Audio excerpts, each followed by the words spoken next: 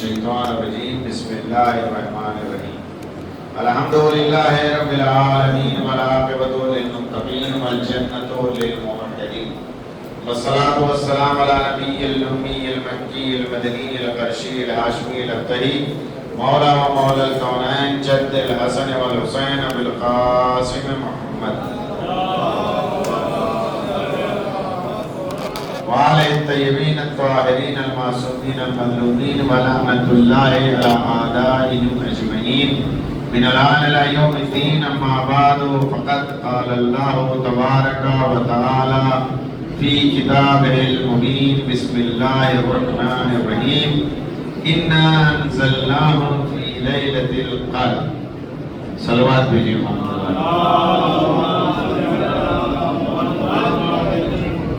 حاضرین گرامی قدر، پروردگار عالم نے رمضان المبارک کو برکت کا مہینہ قرار دیا ہے، رحمت کا مہینہ قرار دیا ہے اور مغفرت کا مہینہ قرار دیا ہے. اس مہینے میں برکت ہے، اس مہینے میں رحمت ہے اور اس مہینے میں مغفرت ہے. اور یہ حوصلے کا مہینہ ہے کہ انسان حوصلے کے ساتھ رحمان کی بارگاہ میں حاضری دیتا ہے. اور یہی وہ ایام ہے کہ جو دعاؤں کے قبولیت کے ایام. ہمارے معاشرے میں 15 دن شروع میں زیادہ محنت کرتے ہیں اور آخر کے 15 دن میں معاملہ کمزور ہو جاتا ہے، جبکہ یہی وہ مرحلہ ہے کہ اللہ آپ کی دعاؤں کو قبول کرنے والا ہے. اور وہ تمام دعائیں جو ذکر ہیں کے اوپر آپ غور و فکر کرتے رہیں. اور میں عرض یہ کرنا چاہوں گا کہ یہی وہ ایام ہے کہ جس میں انسان کی عمر معین ہوتی ہے. روایت میں یعنی کوئی مرتا ہے، اگر آپ پڑھیں گے روایت کو، شہید کے علاوہ اگر کوئی جلدی مر جائے تو سمجھ لو اپنے اعمال کی وجہ سے مرتا ہے، ورنہ اللہ نے انسان کو ایک مدت دی ہے زندگی کی، کم سے کم 80 سے 90 برس. اسی عنوان میں کیا ہے، یہ روزہ بھی. اور آج دنیا نے ترقی پائی ہے اور آج دنیا والے یہ کہہ رہے ہیں کہ یہ جو نظام ہے اس کی وجہ سے انسان کے اندر کیا ہے، زندگی اس کے اضافہ ہوتا ہے. روزہ رکھنا، روزہ خود کیا ہے، ایک بہترین عمل ہے. روایت میں ہے کہ جنت میں ایک دروازہ ہے، اس کا نام ہے ریان. اس جنت سے صرف روزے دار جائے گا، یعنی جو روزہ رکھتا ہے وہ جنت میں ریان نامی دروازے سے داخل ہوگا. اور یہی وہ مہینہ ہے رمضان المبارک کا کہ جس میں تمام آسمانی کتابیں نازل ہوئی. یہ بھی آپ کو خوش گزار ہونا چاہیے کہ صرف قرآن مجید ہی نہیں نازل ہوا ہے، بلکہ اللہ نے اسی مہینے میں توریت کو بھی نازل کیا ہے، اسی مہینے میں زبور کو بھی نازل کیا ہے، اور اسی مہینے میں انجیل کو بھی نازل کیا ہے، اور اسی مہینے میں قرآن مجید کو بھی نازل کیا ہے. قرآن مجید آپ سوچئے گا کہ کیوں پڑھنے کا ہے اتنا زیادہ. ہر چیز کی بہار ہے اور اس مہینے کی بہار قرآن مجید ہے. روایت ہے، ہم کیا ہے، ہمارا کام ہے، ہم باہر نکلتے ہیں، ایک ہفتے میں کتنا مرتبہ بدلیں گے کچھ پتہ ہی نہیں. اس کے اوپر توجہ کریے گا کہ ایک ہفتے میں صرف زبانی ہے کہ ہم کمٹمنٹ کرتے ہیں کہ ہم نے کمٹمنٹ کر لیا، اور ایک ہفتے میں کتنا مرتبہ بدلیں گے اللہ جانے۔ ایک اپنا وسوسہ اور ایک شیطانی وسوسہ، تو یہ وسوسے ہمارے اندر پیدا ہوتے ہیں۔ قرآن مجید کی تلاوت کی اہمیت اس لیے دی گئی ہے کیونکہ جب آپ قرآن پڑھتے ہیں تو اللہ ایک فرشتہ پیدا کرے گا کہ جو آپ کی طرف سے استغفار کرتا رہے۔ یہ آپ غور کریے گا کہ نظام کیا ہے رب جلیل کا۔ یہ نظام ہے کہ انسان جب قرآن مجید کی تلاوت کرے گا زیادہ سے زیادہ تو کیا ہے، ایک فرشتہ ہوگا کہ جو اس کے لیے استغفار کرتا رہے گا۔ اور اللہ کو سب سے ارجمند کیا ہے، استغفار۔ اور یہ جو ایام ہے اس میں احیاء لیل ہے، یعنی پوری رات، یعنی تا فجر۔ اگر پوری روایت دیکھیں تو تا طلوع آفتاب، انسان کو پوری شب کیا ہے، شب بیداری کرنا چاہیے، یعنی جاگنا چاہیے، جس میں یہ اذکار، یہ نمازیں، یہ دعائیں۔ انسان اگر شب قدر میں 3 دن، یہ جو 3 شب ہے، دعائے جو شن کبیر پڑھے گا تو اللہ اس کے جسم کے اوپر جہنم کی آگ کو حرام قرار دے گا۔ اور اللہ نے یہ موقع نصیب فرمایا ہے کہ ہم اپنے معاملات کو اپنے رب کے ذریعے سے حل کر لیں۔ رحمان کی بات، وہ دعائیں تمام چیزیں ہیں کہ جس میں لکھا ہے کہ اللہ عمر معین کرے گا، اللہ رزق معین کرے گا، اللہ آپ کے تمام سال کے مقدرات کو معین فرمائے۔ یہ ہمارا کام ہے کہ ہم اللہ کے ساتھ اپنا رابطہ رکھیں۔ کس کے ذریعے سے؟ نمازوں کے ذریعے سے، طولانی سجدوں کے ذریعے سے۔ گناہوں کے بار کو اتار دیجیے۔ گناہوں کا بار کیسے اترے گا؟ یعنی گناہ کا بار، بوجھ جو انسان لیے ہوئے ہے وہ کیسے اترے گا؟ وہ طولانی سجدے کے ذریعے سے یہ گناہوں کا بار نکلے گا، طولانی سجدوں کے ذریعے۔ اللہ اپنے بندے کو محبوب رکھتا ہے تو اللہ کبھی بھی اس کو متحیر نہیں ہونے دے گا کہ وہ پریشان ہے۔ اس لیے اللہ کی بارگاہ میں آپ حاضر ہوئیے، اور وہ میں بار بار عرض کر رہا ہوں، تمام چیزیں اس میں ذکر ہوتی ہیں۔ آپ کی دلی تمنا ہے کہ آپ کے روزی اچھی ہو، روزگار اچھا ہو، انہی دعاؤں میں جو مسنون ہے، آپ رمضان المبارک میں جتنی دعائیں ہیں اس میں سب ملیں۔ آپ کی دلی تمنا یہ ہے کہ میں حاجی بن جاؤں، اسی میں لکھا ہوا ہے۔ آپ کی دلی تمنا ہے کہ میں اپنے سرکار کے قبر کی زیارت سے مشرف ہو جاؤں، اسی دعا میں لکھا ہے۔ آپ کی دلی تمنا ہے کہ میری تمام مشکلات دور ہو جائیں، اسی میں لکھا ہے۔ میرے گردن سے قرض ادا ہو جائے، میرے ذمے جو امانتیں ہیں وہ ادا ہو جائیں۔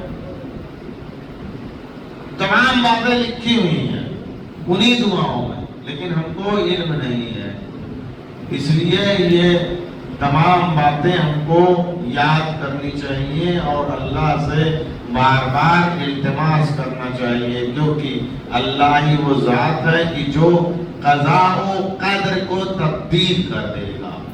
قضاء و قدر کا مطلب سمجھتے ہیں کہ اللہ نے مصمم ارادہ کر لیا ہے کہ آپ کو برباد کر دے گا، آپ کیا کر لیں گے اللہ کے مقابلے؟ وہ قضاء و قدر جس کو کہتے ہیں۔ یہی توحید کا اعلیٰ نمونہ ہے کہ اللہ کی بارگاہ میں انسان پلٹ۔ اگر اللہ کے ارادے میں ہے کہ ہم برباد ہو جائیں گے تو ہم کیا کر سکتے ہیں؟ تو اس سے کیسے ہم، اس کا تدارک کیا ہے؟ یہ جو ہمارے پریشانیاں ہیں، ہم مشکلات میں گرے ہوئے ہیں، اس کا تدارک یہی ہے کہ بار بار ہم التماس کرتے ہیں کہ خدایا تو جو چاہے گا میرے حق میں لکھ دے گا. لیکن جیسے آپ جب باتیں کرتے ہیں تو باتیں کرتے کرتے کیسے اللہ کے لیے نہیں ہے، لیکن کیا ہے، جو آپ اللہ سے التماس کریں گے تو آپ جیسے جاتے ہیں کسی آدمی سے کام لینے تو کیسے باتیں کرتے ہیں، دھیمے دھیمے آپ باتیں کرتے ہیں، اچھا یہ بھی کر دیجئے، اچھا یہ بھی کر دیجئے. تو ویسے اللہ سے آپ کو کہنا، اچھا آپ نے تو معین کیا ہے لیکن تھوڑا پیسہ کم مل رہا ہے تو تھوڑا سا رزق بھی بڑھا دیجیے، میری عمر کم ہو گئی ہے تو تھوڑا سا عمر میں بھی اضافہ کر دیجیے. تو تھوڑی سی مشکلات میرے راہ میں آئے اس کو بھی تھوڑا سا.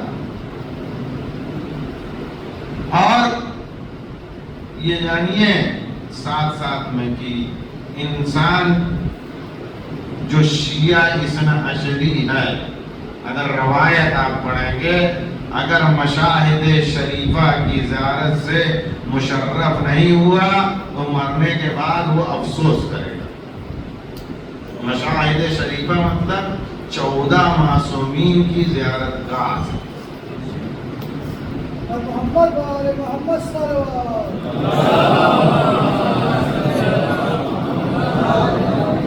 ہمارے یہاں جو زوار بھی ہیں وہ پورے نہیں ہیں. 14 معصومین جس کو ہم کہتے ہیں، 14 معصومین کی زیارت، یعنی مکے کی زیارت، مدینے کی زیارت، کربلا کی زیارت، عراق کی اور ایران کی، یہ پوری زیارت. مرنے کے بعد وہ افسوس کرے گا، یہ افسوس ہوگا کہ میں نہیں پہنچا وہاں. تو یہ وہی ایام ہے کہ جس میں انسان خدا سے التماس کرے کہ وہ سرکار مصطفیٰ حبیب کی بھی زیارت سے مشرف ہو اور ان کی آل کی بھی زیارت سے مشرف. اور عزیزان گرامی، یہ جو اعمال ہیں قرآن مجید کو سر کے اوپر رکھ کے، یہ اقرار ہے وہی کہ جو ہم نے عالم زر میں کیا ہے، عالم ارواح میں ہم نے جو ربوبیت کا اقرار کیا ہے، یہ اہل بیت کا صدقہ ہے کہ ہم ان کے دین پہ چل رہے ہیں. تو یہ قرآن سب سے بڑی چیز کیا ہے انسان کے لیے؟ قرآن. ہم قرآن سر پہ رکھ کے کہتے ہیں کہ اللہ کی ربوبیت کو ہم تسلیم کر رہے ہیں. یعنی وہ جو ہم نے عالم ارواح میں اقرار کیا تھا، اللہ مان گیا تھا، تو اس کو ہم کیسے دکھائیں گے؟ ہم نے قرآن رکھ لیا اللہ کی کتاب کو اور کہا یا اللہ، میرا رب اللہ ہے. قرآن ہم نے سر پہ رکھ لیا اور ہم نے کہا محمد مصطفیٰ صلی اللہ علیہ وآلہ وسلم میرے نبی ہیں.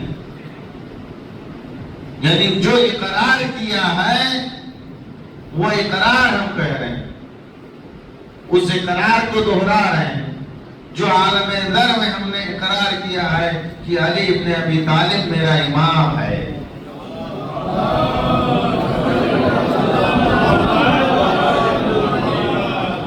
وہ یہی قرآن رکھ کے اس کو ثابت کر رہے ہیں کہ علی میرا پہلا امام ہے. اسی قرآن کو رکھ کے ہم پھر اقرار کر رہے ہیں کہ حسن میرا دوسرا امام. عزیزان گرامی، آپ سوچئے گا کہ من ماتا ولم یارث امام زمانہ ماتا میتۃ جاہلیہ، کہ جو انسان مر جائے اور امام زمانہ کی معرفت نہ رکھتا ہو، میتتن مات جاہلیہ، ماتا میتتن جاہلیہ، تو اس کی موت کیا ہے؟ جاہلیت کی موت ہے. یعنی جاہلیت کا مطلب کیا ہے کہ کچھ نہیں آتا اس کو. تو یہ شب قدر جب آتی ہے تو ہم یہ 12 اماموں کا اقرار کر کے یہ دنیا کو پیغام دینا چاہتے ہیں کہ دیکھو عالم زر میں جو ہم نے اقرار کیا تھا اسی بیعت کی تجدید ہم اس شب قدر میں کر رہے ہیں. یہ تجدید ہے.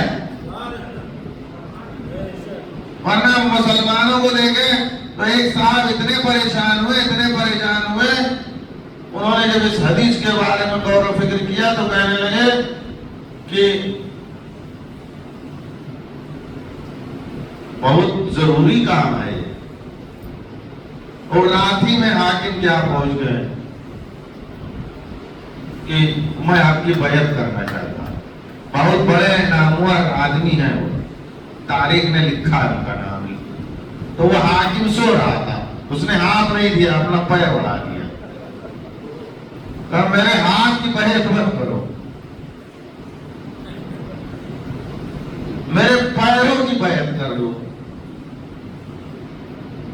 نامور آپ جانتے ہیں کبھی کبھی ان کا نام آ جاتا ہے، فلیش ہو جاتا ہے کہ جنہوں نے پیر کی بیعت کی. صاحب آپ سوچئے یہ آدمی اتنا گر جائے گا کہ پیر کی بیعت کر لے. یہ ہمارا افتخار ہے کہ ہم قرآن مجید کو سر پہ رکھ کے اقرار کر رہے ہیں کہ میرا ولی، میرا امام علی بن ابی طالب.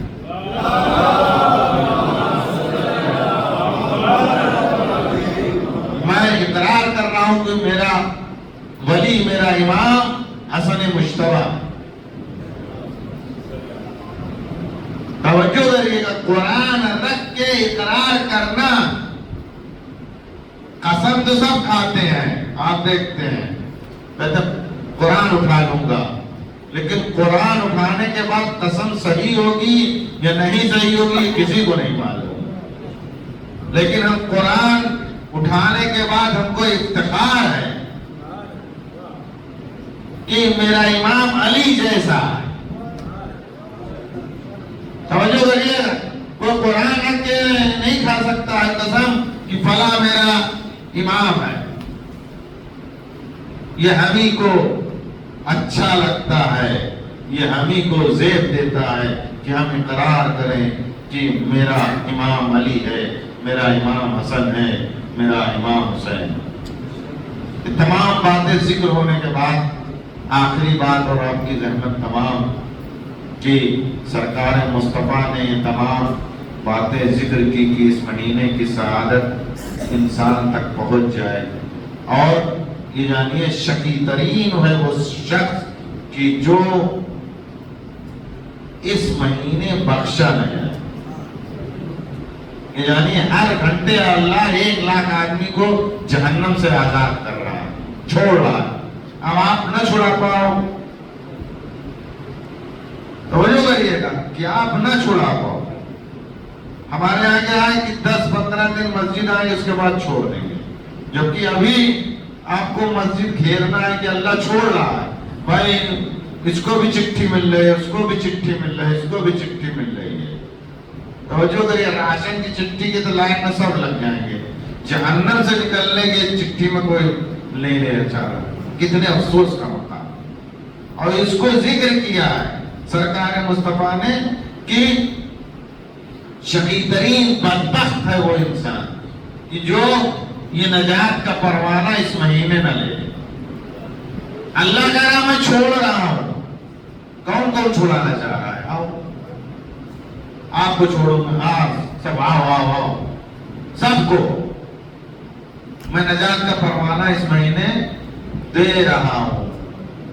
ہر گھنٹے 1 لاکھ آدمیوں کو چھوڑ رہا ہے.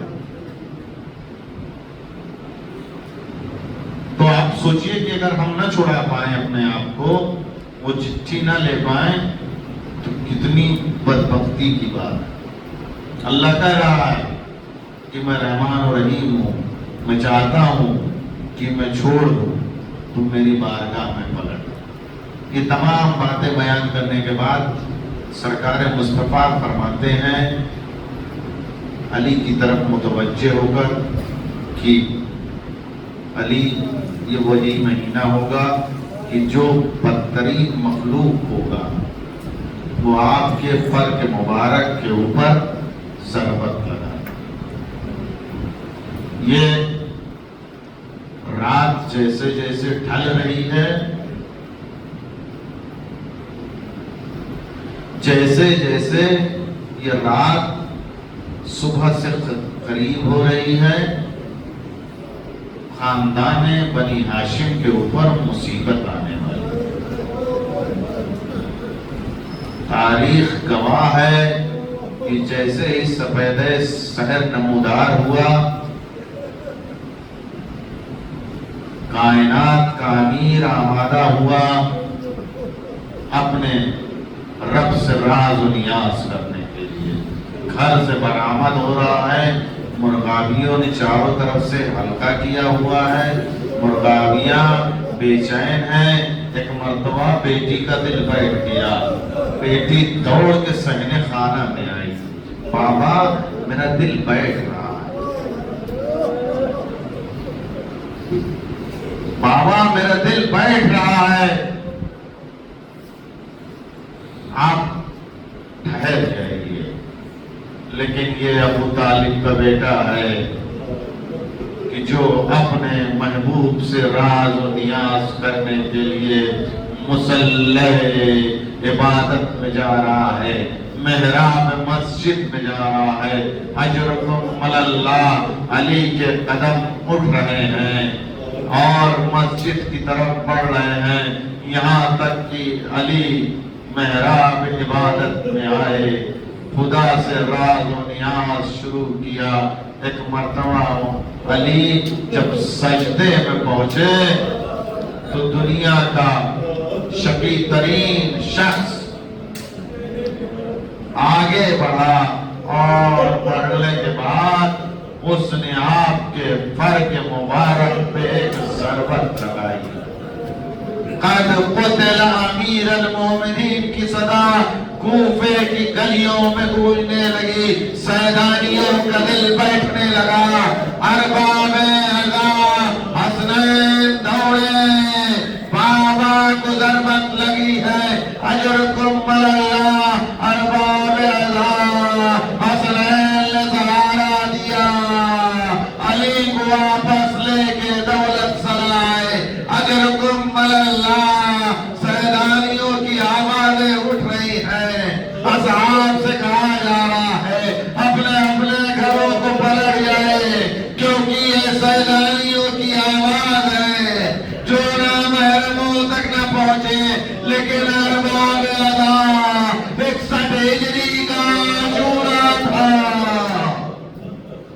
حسین غریب کربل کی سرزمین پر زین سے زمین پہ آیا، شمر آگے بڑھا، سینے پہ سوار ہوا، سر و تل میں جدائی کر رہا تھا، ماں جائے منظر کو دیکھ رہی تھی، صلو علیکہ ملیکۃ السماء وہذا حسین مرمل بالدماء مقدم له الا لعنۃ اللہ علی القوم الظالمین وسيعلم الذین ظلموا ای منقلب ینقلبون۔